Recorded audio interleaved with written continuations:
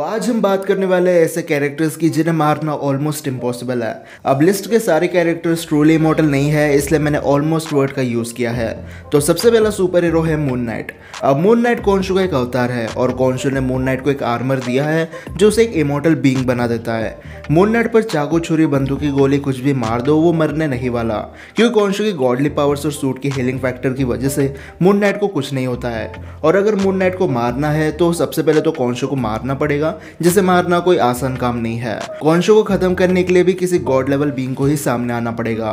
Second है ghost rider. अब ghost rider भी ज़राथोस का होस्ट है। जिन्हें नहीं पता उन्हें मैं बता दूं कि गोस्ट राइडर एक फॉलन एंजल है जिसका काम बुरे लोगों को पनिश करना था। और अब क्योंकि ज़राथोस एक फॉलन एंजल है, इसलिए सिर्फ गॉड्स या गॉड्स के वेपन ही उसे मार सकता है। इसलिए जब तक ज़राथोस गोस्ट राइडर के अंदर है, गोस्ट राइडर टेक्निकली मर नहीं सकता। थर्ड है सुपरमैन। अब सुपरमैन एक क्रिप्टोनियन है और एक क्रिप्टोनियन को मारना बहुत ज़्यादा डिफिकल्ट काम है। अगर हम सिर्फ सुपरमैन की बात करें तो आज के डेट में प्लैनेट अर्थ पर ऐसा कोई वेपन नहीं है जिससे सुपरमैन मर सकता है। हो सकता है कि न्यूक्लियर बॉम्ब से सुपरमैन को थोड़ा बहुत डैमेज हो जाए, लेकिन वो मरेगा नहीं। अगर सुपरमैन को मारना है तो एक तो क्रिप्टोनाइट की जरूरत पड़ेगी, नहीं तो डूम्सडे या 10 से 12 क्रिप्टोनियंस को एक साथ मिलकर सुपरमैन पर अटैक करना पड़ेगा। तब कहीं जाकर हो सकता है कि सुपरमैन मारा जाए।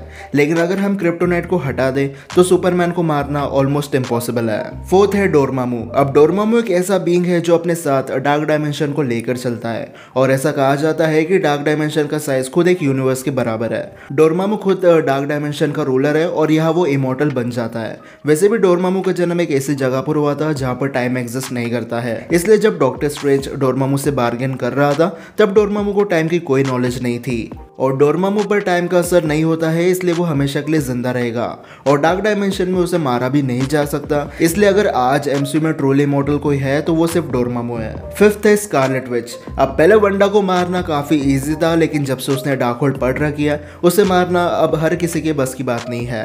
एक टाइप से अब वो चलती फिरती डार्क होल्ड बन चुकी है और क्योस मैजिक से वो अब खुद को हील भी कर सकती है, जैसा कि हमने मल्टीवर्स ऑफ मैडनेस में देख रखा है। इसलिए अपनी हीलिंग एबिलिटी की वजह से स्कारलेट विच को तो फिजिकली नहीं मारा जा सकता।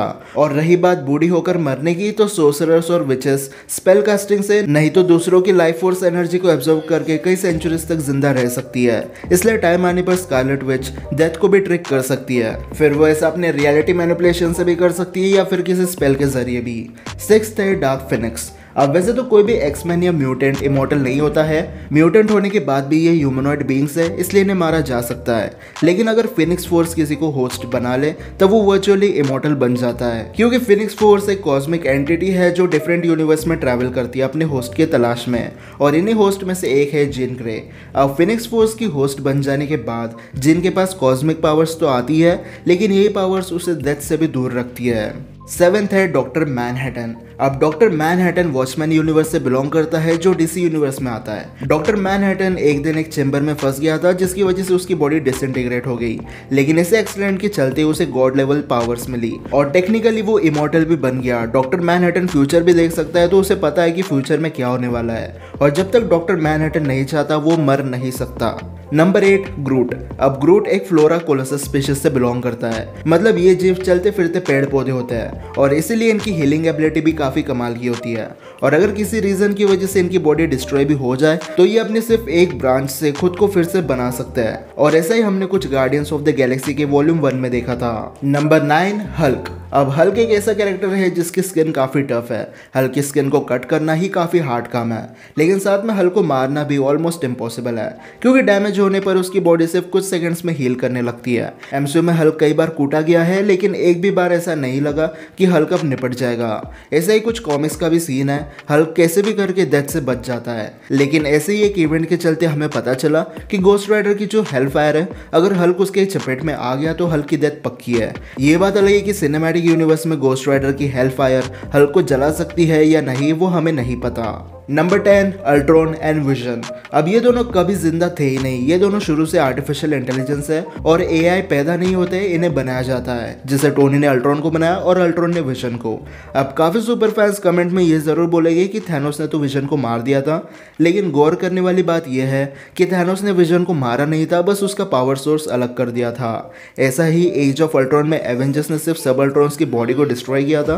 मेन काम तो विजन ने किया था, अल्ट्रॉन को इंटरनेट से हटाकर। लेकिन अगर टोनी जैसा जीनियस कोई आ जाए तो वो बंदा अल्ट्रॉन प्रोग्राम को फिर से बना सकता है, और विजन तो जिंदा है ही।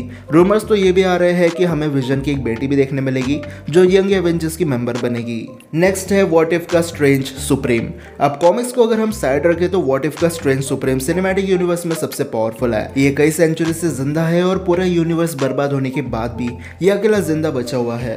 लेकिन स्ट्रेंज सुप्रीम एक ऐसा बीइंग है जो मर नहीं सकता, क्योंकि इसने कई सारे डीमंस, मॉन्स्टर्स और डेविल्स को अपने बॉडी के अंदर एब्जॉर्ब करके रखा है, जिसकी वजह से strange supreme almost virtually immortal बन जाता है। और जब तक ये क्रिएचर स्ट्रेंज के बॉडी के अंदर है, उसकी बॉडी और सोल को तो डिस्ट्रॉय करना टेक्निकली इम्पॉसिबल है। और इसी के साथ आज की लिस्ट भी यही खत्म हो जाती है। अब मैं डेडपुल को भी इस लिस्ट में ऐड करने वाला था, लेकिन मेरे ओपिनियन से सिनेमैटिक यूनिवर्स का जो डेडपुल है उसे मारना कोई बहुत बड़ी बात नहीं है, इसलिए मैंने उसे आज की लिस्ट में ऐड नहीं किया। लेकिन अब आप मुझे कमेंट सेक्शन में बताओ कि आपको आज की वीडियो कैसे लगी।